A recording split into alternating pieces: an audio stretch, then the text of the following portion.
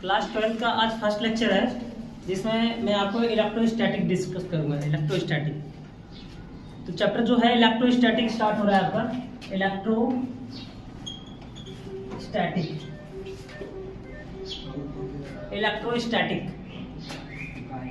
Electro का मतलब हिंदी मतलब समझ लीजिए। इलेक्ट्रो का हिंदी मतलब होता है वैद्युत, और स्टैटिक का मतलब क्या होता है? What is static? स्टैटिक का एक्चुअल मीन्स होता है रेस्ट में। स्टैटिक का एक्चुअल मतलब होता है रेस्ट में। कोई ऑब्जेक्ट जब रेस्ट में होता है, उसका नेट फोर्स जीरो जब होता है, जब किसी बॉडी का नेट फोर्स जीरो होता है ना, तो उसकी जो वेलोसिटी होती है वो हमारी जीरो हो जाती है। मतलब एक्सीलरेशन कांस्टेंट होता है, वेलोसिटी कांस्टेंट। एक्चुअल में वेलोसिटी कांस्टेंट।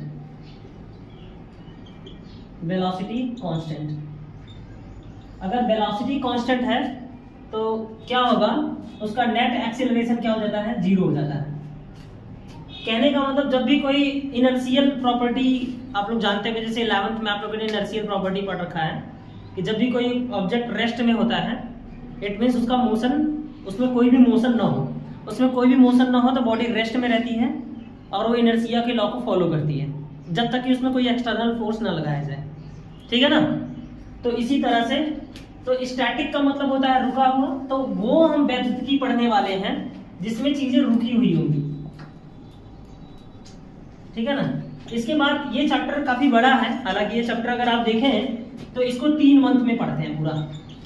ये इलेक्ट्रोस्टैटिक क्लास 12 के फिजिक्स का एक बहुत बड़ा लेक्चर है।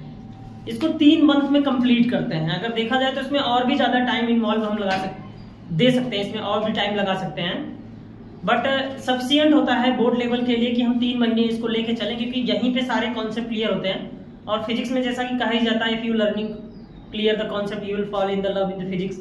फिजिक्स में चीजें ऐसी चलती हैं कि एक खत्म होगा तो दूसरा आएगा, दूसरा खत्म होगा तो तीसरा आएगा, और ये सारी चीजें एक दूसरे से बंधी हुई होंगी एकदम सीरियल वाइज। तो इलेक्ट्रोस्टैटिक में जो टॉपिक्स हमें पढ़ने होते हैं, सबसे पहले तो हमें चार्ज के बारे में पढ़ना होता है। चार्ज समरी कर लेते हैं एक बार पूरे चैप्टर का। तो सबसे पहले हमें इसके चार्ज के बारे में पढ़ना होगा। What is concept of charge? पहले नंबर पे आता है कॉन्सेप्ट ऑफ चार्ज। दूसरे नंबर पे आता है इसके बारे में, ये जो चार्जेस होते हैं इनके बीच में फोर्स लग रहे होते हैं, बल लग रहे होते हैं। तो दूसरा होता है इनके बारे में, फोर्स के बारे में हमें जानकारी लेना। फिर ये जो चार्ज होते हैं ये फील्ड क्रिएट करते हैं, तो हमें इलेक्ट्रिक फील्ड के बारे में पढ़ना होता है। फिर क्या होता है इसके बाद हमारा आता है इनके बीच में जो और चीजें होती हैं, जैसे कि चार्ज के बीच में पोलराइजेशन भी होते हैं। इलेक्ट्रोस्टैटिक चार्ज के बीच में पोलराइजेशन होते हैं। कहने का मतलब ये है कि हम इनके बीच में कैपेसिटर के बारे में पढ़ते हैं। सबसे पहले वोल्टेज के बारे में पढ़ते हैं। सबसे पहले हम वोल्टेज के बारे में पढ़ते हैं। ये चार्ज के बीच में जो वोल्टेज होता है, वोल्टेज कैसे क्रिएट होता है, ईएमएफ कैसे जनरेट होता है। हालांकि ईएमएफ मोशन का चैप्टर है, इलेक्ट्रोडायनेमिक का चैप्टर है, बट हम अभी इलेक्ट्रोस्टैटिक की बात करें तो हम पोटेंशियल के बारे में पढ़ते हैं। What is potential? ठीक है ना? फिर पोटेंशियल के बाद में हमारा सबसे लास्ट टॉपिक जो होगा इसका होगा कैपेसिटर। तो कुल मिला के हमें इतने टॉपिक कवर करने होते हैं। Concept of charge, Coulomb's law, electric fields, voltage और कैपेसिटर। तो इतने चार्जेस हमें, इतने टॉपिक्स हमें क्लियर करने होते हैं इलेक्ट्रोस्टैटिक्स में। और ये एक बहुत बड़ा लेक्चर होता है क्लास 12 का। जैसा कि मैं कह रहा हूँ कि इसको 3 महीने में खत्म करते हैं। इसको पूरा एंडिंग अगर हम करेंगे तो टोटल हमारे पास में 3 मंथ के समय लगने वाले हैं। बट अगर आप देखें कि इसी तरह से अगर हम अपने अकॉर्डिंग टू सिलेबस चले, तो जब हम दूसरी बुक स्टार्ट करेंगे तो दूसरी बुक सिर्फ 3 महीने की होती है। पूरा सिलेबस दूसरी बुक जो होती है, इसकी सेकंड बुक, फिजिक्स की जो सेकंड बुक होती है, वो 3 महीने में खत्म हो जाती है। और इसका छोटा सा एक पोर्शन इलेक्ट्रोस्टैटिक का वो 3 महीने लेता है टाइम। इसका मतलब कि सारे फिजिक्स के जो फिनोमिना होने हैं, जो 12th फिजिक्स के जो स्पेशली जो ओरिजिन स्टार्ट होता है, जहां से स्टार्टिंग है पॉइंट, वो इसका काफी बड़ा लेक्चर होता है, काफी ब्रॉड होता है, और ये काफी मजेदार भी है। तो जब भी, हालांकि बोर्ड एग्जाम में इससे नंबर कम वेटेज होते हैं, लेकिन इसके क्वेश्चंस तगड़े बनाए जाते हैं। कॉम्पिटिटिव एग्जाम में इससे ही ज्यादा क्वेश्चंस बनाए जा सकते हैं। ठीक है ना? और ये टॉपिक किसी भी टॉपिक में डायरेक्टली इन्वॉल्व हो सकता है, इसलिए ये वेटेज तो होता है 8 या 9 नंबर तक का, इसका बोर्ड एग्जाम में वेटेज 8 से 9 नंबर का होता है, लेकिन अगर एक्चुअल देखा जाए तो ये पूरे आपके 70 नंबर में इन्वॉल्व हो रहा होता है, 70 नंबर में इन्वॉल्व हो रहा होता है डायरेक्टली एकदम, ठीक है ना। डायरेक्टली और इनडायरेक्टली दोनों तरीके से इन्वॉल्व हो सकता है, ठीक है ना। और रही बात अगर हम कंपटीशन एग्जाम की बात करें, जेई की बात करें, नीट की बात करें, तो सबसे ज्यादा जो नंबर ऑफ क्वेश्चंस बनाए जाते हैं वो इलेक्ट्रोस्टैटिक से होते हैं। ओके, तो हम क्या करते हैं, अब चलो इस लेक्चर को जल्दी से स्टार्ट करते हैं, जिसमें हम सबसे पहले पढ़ेंगे कि चार्ज कहाँ से आया, चार्ज का कॉन्सेप्ट क्या है, चार्ज बना क्यों, और चार्ज कितने तरह के होते हैं, चार्ज की प्रॉपर्टी क्या है, इन सब के बारे में हम जानकारी लेंगे। जैसा कि मैंने आपको 11th क्लास में सबसे पहले इसके बारे में अवेयर कराया था कि क्लास 11 का एक टॉपिक है जिसका नाम है ग्रेविटी, ठीक है ना। ग्रेविटी चैप्टर जो है, chapter number 8 according to NCERT, वो पूरा का पूरा इलेक्ट्रोस्टैटिक से मैच करता है, मतलब उसके सारे के सारे कॉन्सेप्ट इससे मैच करते हैं, पूरे कॉन्सेप्ट, बस फार्मूला अलग होता है, बाकी उसके कॉन्सेप्ट सब कुछ यहाँ पे मैच करने वाले होते हैं। मतलब वो चैप्टर इस चैप्टर का एनालॉगी है, वो चैप्टर इस चैप्टर का एनालॉगी है। तो हम स्टार्ट करते हैं, हमारा फर्स्ट लेक्चर जो होगा कॉन्सेप्ट ऑफ चार्ज से स्टार्ट करते हैं। तो please write down and note the first topic of this chapter. एक बात थोड़ा सा बताना जरूरी है इस चैप्टर के बारे में कि मैंने जैसा कि बताया कि इलेक्ट्रोस्टैटिक का एक्चुअल मींस क्या होता है। तो इलेक्ट्रो का मतलब होता है विद्युत, और विद्युत वाली चीजें जो जनरेट होती है उसमें चार्ज का सबसे बड़ा रोल होता है, इलेक्ट्रिक चार्ज का। तो इसीलिए सबसे पहले हम जो शुरुआत करेंगे वो इलेक्ट्रिक चार्ज का ही होगा, ठीक है। तो इलेक्ट्रिक चार्ज, और चार्ज किस में रहने वाला है, स्टैटिक में रहने वाला है, मतलब रुका हुआ होने वाला है। इसका मतलब ये है कि अगर हमारे पास में बहुत सारे चार्जेस हैं, charge Q1, charge Q2, charge Q3, कुछ भी हो, तो अगर सबके सब चार्ज मोशन में कर रहे हैं, इसका मतलब वहां पे हम इलेक्ट्रोस्टैटिक नहीं कह सकते। अगर हम कहें कि ये Q1 भी मोशन में है, Q2 भी मोशन में है और Q3 भी मोशन में है, तो वहां पे इलेक्ट्रोस्टैटिक का कंसेप्ट नहीं आएगा, बिकॉज ऑफ मैंने पहले से बताया कि charges are always in the condition of rest, not for the in condition of motion. वो मोशन में नहीं माने जाए, मोशन में रहेंगे तो वहां इलेक्ट्रोस्टैटिक का कोई बात ही नहीं बनता है, तो वहां इलेक्ट्रोडायनेमिक की बात होने लगेगी। डायनेमिक इट मींस मोशन की बात हो रही है, ठीक है ना। तो अगर यहाँ पे बात हो रही है कि चार्जेस मोशन में है तो इलेक्ट्रोस्टैटिक नहीं है, वहां पे स्टैटिक है। इसका मतलब कम से कम ढेर सारे चार्जेस हैं, we have the system of charge, बस उस सिस्टम ऑफ चार्ज में से कुछ न कुछ चार्जेस रेस्ट में होने चाहिए। मतलब अगर दो मोशन में है डजंट मैटर, लेकिन कम से कम एक तो रेस्ट में रहना चाहिए। It will possible to one charge are rest, another charge in motion, doesn't matter, but approximate one charge in the condition of rest. Okay, ठीक है। तो सबसे पहले हेडिंग लगाते हैं, पहला concept of charge. Concept of charge, concept of charge, what is concept of charge? Concept of charge it means, सबसे पहले हम बात करेंगे कि चार्ज की उत्पत्ति कहाँ से हुई, चार्ज का डेवलपमेंट कहाँ से हुआ, चार्ज आया कहाँ से, इस धरती पे इस एनवायरनमेंट में ये चार्ज बना कैसे। Charge it means God particle, ये सीधा गॉड से रिलेट करता है, क्योंकि पूरी दुनिया में चार्ज है। चार्ज अगर न्यूट्रल भी है, चार्ज नहीं भी है, तो वहां पे चार्ज है। वो किस तरह से है, वो चार्ज क्या कितने प्रकार के होते हैं और चार्ज आए कहाँ से, तो हम बात करेंगे।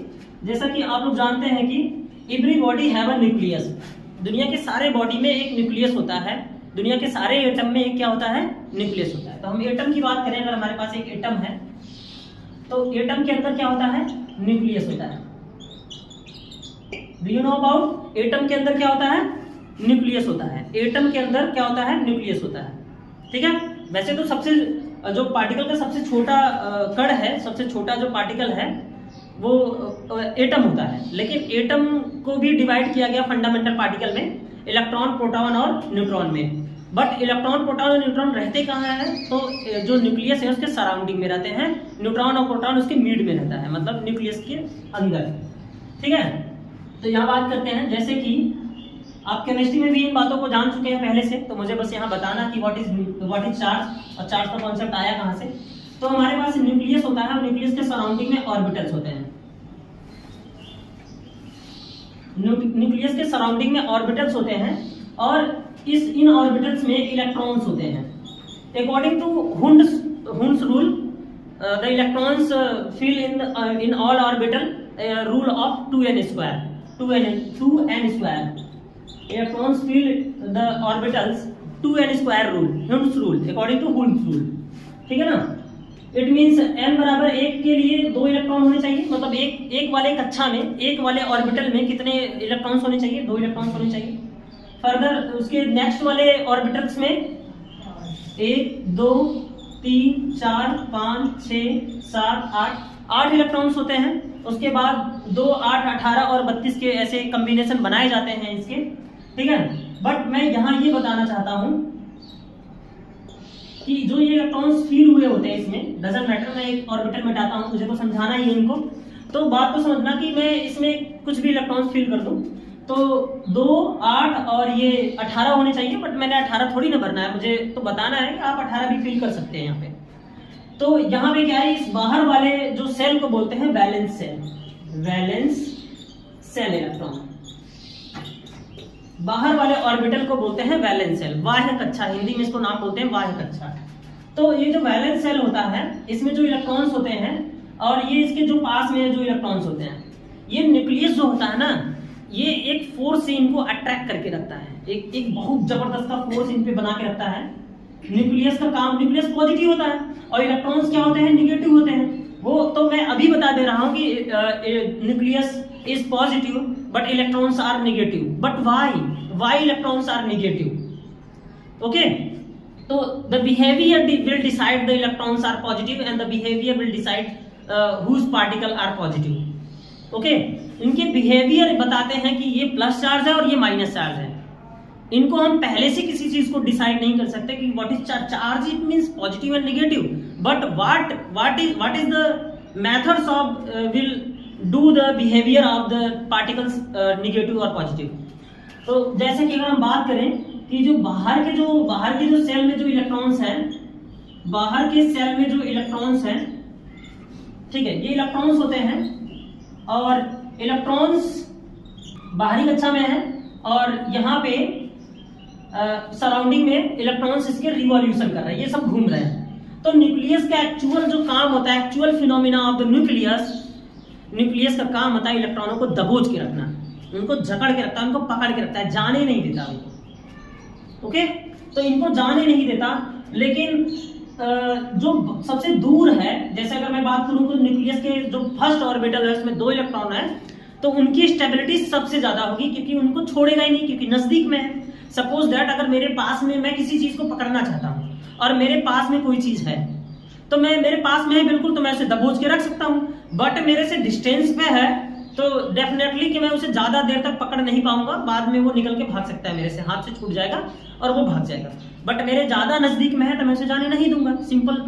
तो वही बात इसमें होती है कि न्यूक्लियस जो पास वाले ऑर्बिटल्स के इलेक्ट्रॉन्स होते हैं उनको दबोच के रखता है, लेकिन जो बहुत ही फॉर डिस्टेंस में होते हैं उनको दबोच पाने की उनकी एबिलिटी नहीं होती है। ठीक है ना। तो एबिलिटी होती है बट उतना एबिलिटी नहीं होता है कि उनको ज्यादा देर तक पकड़ पाए। तो ये होता क्या है, अगर इस न्यूक्लियस की बॉडी को हम हीट प्रोवाइड करें, हीट अदरवाइज एनर्जी प्रोवाइड करें, इसको वाइब्रेट करें, इसको किसी फील्ड में रख दें, तो ये क्या होगा, ये वाइब्रेट होगा, मतलब इसको एनर्जी मिलेगी। और जब बॉडी को एनर्जी मिलती है तो बॉडी हो जाती है excited according to law of conservation. ठीक है ना। जब एनर्जी देते हैं तो ये एनर्जी अब्सॉर्ब करेगा और ये किसी दूसरे में काम करेगा, दूसरे में एनर्जी को रिलीज करेगा। लॉ ऑफ कंजर्वेशन कहता है कि energy can not be destroyed, can not be created. तो डिस्ट्रॉय नहीं करना है इसलिए इसका यूज करेगी, और यूज करने में ये क्या करेगी, एनर्जी पाने के बाद में ये जो बाहर के इलेक्ट्रॉन्स है, मतलब जो बैलेंस सेल के इलेक्ट्रॉन्स है, ये क्या हो जाएंगे, ये फ्री हो जाएंगे। ये क्या हो जाएंगे, इलेक्ट्रॉन्स क्या हो जाएंगे, इलेक्ट्रॉन्स फ्री हो जाएंगे, free of electrons. Electrons free हो जाएंगे, कहने का मतलब ये जो इलेक्ट्रॉन है ये अपनी जगह को छोड़ के भाग जाएगा। अगर ये अपनी जगह को छोड़ के भाग जाएगा तो यहाँ क्रिएट कर देगा एक वैकेंसी। मान लो ये इलेक्ट्रॉन कूद के भाग गया, सपोज दैट ये इलेक्ट्रॉन भाग गया, फ्री हो गया, ये इलेक्ट्रॉन, यहाँ का इलेक्ट्रॉन फ्री हो गया, फ्री ऑफ इलेक्ट्रॉन। अगर इलेक्ट्रॉन भाग गया तो वो अपनी जगह को तो खाली कर देगा, इलेक्ट्रॉन अपनी जगह को खाली कर देगा कि नहीं? Do you know what is this? Electron को अगर इस बॉडी को हीट करेंगे तो इलेक्ट्रॉन्स अपनी जगह को छोड़ के क्या कर देगा? भाग जाएगा। कौन सा इलेक्ट्रॉन छोड़ के भागेगा? तो सब सिंपल सा मेथड है कि न्यूक्लियस के पास वाला तो नहीं भागेगा, क्योंकि उसने तो दबोच के रखा है, उसके पास में है, उसकी रेडियाई कम है, वो जल्दी से पकड़ लेगा, चारों तरफ पकड़ के जाने नहीं देगा। लेकिन जो दूर है, ज्यादा दूर है, उसको पकड़ नहीं पाएगा और वो क्या हो जाएगा? फ्री हो जाएगा। तो ये जो दूर वाला इलेक्ट्रॉन है ये फ्री हो जाता है। तो आप बता सकते हैं कि कौन सा वाला इलेक्ट्रॉन जल्दी फ्री हो जाएगा? तो वैलेंस शेल का इलेक्ट्रॉन फ्री हो जाता है। तो वैलेंस शेल का इलेक्ट्रॉन भागेगा और अपनी जगह को वो क्या कर देगा? खाली कर देगा। तो यहां बन जाती है vacancy, vacancy vacancy of electron. तो यहां एक वैकेंसी क्रिएट हो जाती है, वैकेंसी ऑफ इलेक्ट्रॉन। और ये जो वैकेंसी क्रिएट हुई है, इस वैकेंसी को ही पॉजिटिव चार्ज बोला गया। क्या बोला गया? Vacancy is known as positive charge. Electron के भाग जाने की वजह से, इलेक्ट्रॉन के एनर्जी पाने के बाद में न्यूक्लियस की बॉडी से या फिर ऑर्बिटल से वैलेंस शेल के इलेक्ट्रॉन जो अपनी जगह को छोड़ के भाग जाते हैं, तो वहां क्रिएट कर देते हैं एक वैकेंसी। वैकेंसी इट मींस खाली जगह, वैकेंसी इट मींस खाली जगह, ठीक है ना? खाली जगह। किसका खाली जगह? तो इलेक्ट्रॉन का खाली जगह। तो इलेक्ट्रॉन का एक खाली जगह बना के ये भाग जाते हैं, और ये जब भाग जाते हैं तो ये जगह खाली हो जाती है, और इसी खाली जगह को पॉजिटिव चार्ज बोला गया है। इस खाली जगह को क्या बोला गया है? Positive charge. Do you know about? I am told about this. What is this? जब इस जगह को भाग जाएगा तो खाली जगह जो बचेगा, खाली जगह इज कॉल्ड पॉजिटिव चार्ज। खाली जगह इज कॉल्ड पॉजिटिव चार्ज। तो इस खाली जगह को पॉजिटिव बोला गया है, खाली जगह को पॉजिटिव बोला गया है। और इलेक्ट्रॉन बिहेवियर में निगेटिवली होता है, बिहेवियर नहीं, तो ये एक्सपेरिमेंटली प्रूव किया गया है कि इलेक्ट्रॉन क्या होते हैं? निगेटिव होते हैं। इलेक्ट्रॉन्स एक्सपेरिमेंटली ये क्या होते हैं? निगेटिव होते हैं, क्योंकि फिर उस जगह से अट्रैक्ट होते हैं, क्योंकि इलेक्ट्रॉन्स हमेशा उस खाली जगह को भरना चाहेगा। इलेक्ट्रॉन्स हमेशा क्या करता है? खाली जगह को क्या करना चाहेगा? भरना चाहेगा। इसका मतलब कि अगर एक जगह से इलेक्ट्रॉन्स फ्री हो गया है तो ये वाला इलेक्ट्रॉन्स को देखता रहेगा, ये वाला इलेक्ट्रॉन्स को देखता रहेगा, कहेगा हो तुम्हारी जगह खाली है, वो जाएगा धपाक से कूद के उसको भर लेगा। तो इसका मतलब ये है कि जब ये देखेगा कि ये तो जगह खाली हो गई है, तो ये धपाक से जाएगा उसको भरने के लिए। लेकिन ये बड़ा बेवकूफ है टाइप का इलेक्ट्रॉन है ऊपर वाला। जब ये धपाक से जाता है उसको भरने के लिए, तो ये अपनी जगह खाली कर देगा। करेगा कि नहीं? करेगा कि नहीं? तो ये अपनी जगह खाली कर देगा। तो अब इसके बगल वाला इलेक्ट्रॉन जो होता है ना, वो भी बड़े हैरानी में पड़ता है, यार इसकी जगह खाली जाके मैं भरूं। तो वो जब जाता है कूद के उसको भरने के लिए, तो फिर से वो अपनी जगह खाली कर देता है।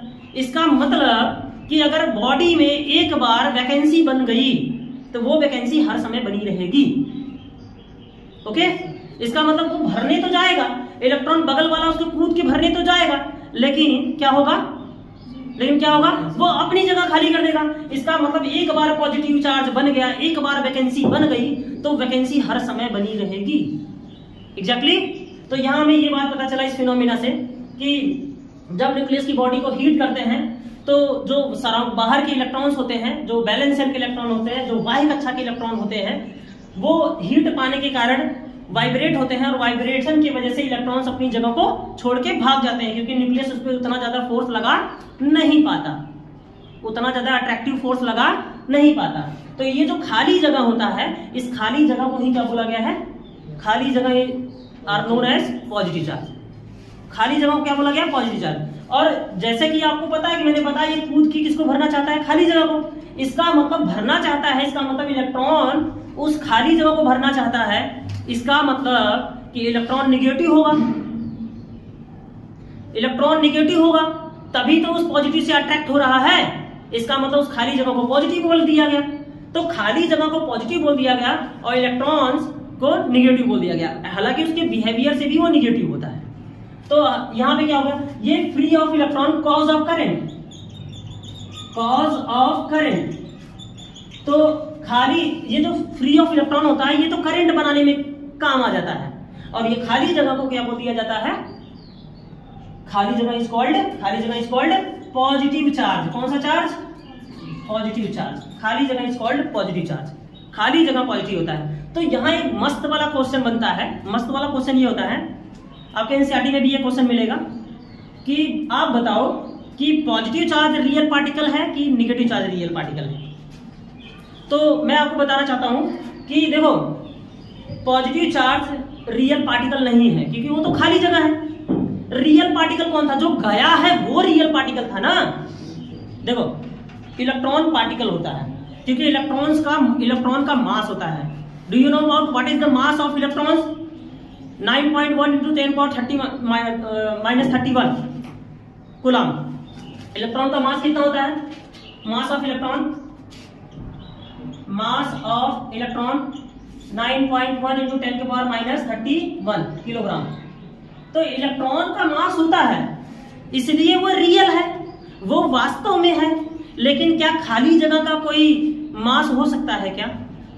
खाली जगह का कोई मास हो सकता है क्या? इसीलिए जो धनात्मक आवेश होते हैं वो वास्तविक कण नहीं होते हैं। जो धनात्मक आवेश होते हैं वो वास्तविक कण नहीं होते हैं, जबकि इलेक्ट्रॉन वास्तविक कण होते हैं, क्योंकि वे वास्तव में अपनी जगह को छोड़ के जाते हैं और उनमें मास होता है। Okay, clear? तो इन बातों को आप ऐसे शॉर्टकट में लिखिए, उसके बाद मैं बताता हूं कि और क्या करना है। इनपे फाइनली इन बातों को हम नोट कर सकते हैं इलेक्ट्रोस्टैटिक में कि वैकेंसी ऑफ इलेक्ट्रॉन जो होता है वो हमारा पॉजिटिव चार्ज क्रिएट करता है, free of electron negative charge. और एक नोट पॉइंट आपको यहाँ पे मेंशन करना होगा कि positive charge is not real particle but negative charge is real particle. Why? Because of electrons, the mass of electron 9.1 × 10⁻31। अब यहाँ पे एक चैप्टर आप लास्ट में पढ़ेंगे सेकेंड बुक में, वैकेंसी ऑफ इलेक्ट्रॉन। इलेक्ट्रॉन की वैकेंसी को तो हम पॉजिटिव चार्ज बोल दिए, और यहाँ पे एक वर्ड इसका नाम बदल सकता है, वहां पे बदल जाएगा, उसको हम बोलेंगे होल। होल वैसे तो हिंदी में इसको कोटर कहते हैं, और ये चैप्टर बिल्कुल लास्ट में आएगा जब हम फिजिक्स खत्म कर रहे होंगे। इट मीन्स इलेक्ट्रॉनिक्स में, ठीक है ना। तो इलेक्ट्रॉनिक्स में हम देखेंगे कि जहां पे वैकेंसी क्रिएट हुई है उस वैकेंसी को हम होल कहते हैं, ठीक है। तो आप इसको नोट डाउन करिए अच्छे से। फिर हम नेक्स्ट चलते हैं कि चार्ज को हम और कितने तरीके से क्रिएट कर सकते हैं, हम चार्ज को और किन किन तरीकों से बना सकते हैं। तो हम देखेंगे वहां पे charging by induction, charging by friction, ठीक है। तो इन चीज़ों को देखते हैं कि किस तरह से चार्जिंग बाय इंडक्शन और चार्जिंग बाय फ्रिक्शन और भी मेथड्स हैं, तो किस तरह से चार्ज बनाए जा सकते हैं, बॉडी को किस तरह से पॉजिटिव और बॉडी को किस तरह से निगेटिवली चार्ज किया जा सकता है, इसके बारे में बात होगी। Write down this.